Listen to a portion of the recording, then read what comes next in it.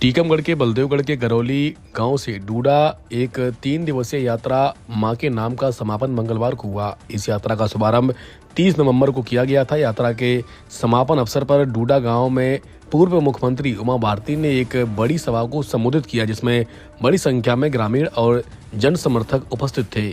सभा में उमा भारती ने भ्रष्टाचार को समाप्त करने की बात कही और विकास को लेकर सरकार की योजनाओं पर जोर दिया। संवाददाता जमील खान की रिपोर्ट। यात्रा चली वो तीसरा दिन आज समाप्त हुई।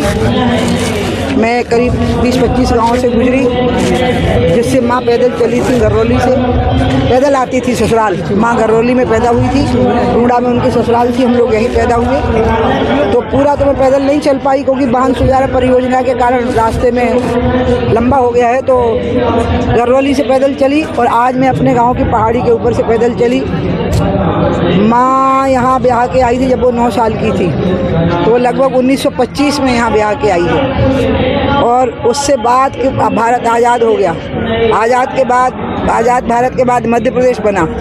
मध्य प्रदेश के बाद हमारी सरकारें बननी शुरू हुई और मैं खुद मुख्यमंत्री बनी, और ये सब माँ की कृपा से ही यात्रा पूरी हुई। और इसलिए आज मुझे बहुत खुशी है और मुझे गर्व है कि मेरी वो चली हुई यात्रा, जो मैंने पदयात्रा की थी एक बार ओरछा से चरण पादुका तक, अब दूसरी पदयात्रा तो नहीं कर पाई, लेकिन दूसरी यात्रा की है यहाँ तक।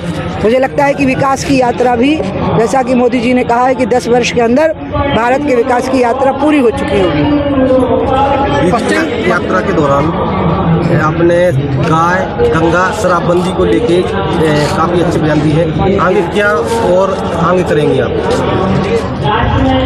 ये तो नीतियां हैं जो सरकार बनाती है और लोगों को इसको लागू करवाने का प्रयत्न करना पड़ता है। जैसे दुष्कर्म के खिलाफ कानून है, एक नीति बन गई, फास्ट ट्रैक कोर्ट में उनको फांसी होगी, लेकिन महिलाओं का सम्मान करना, उनको बुरी नज़र से नहीं देखना, ये तो लोगों को ही चलना पड़ेगा इस पर।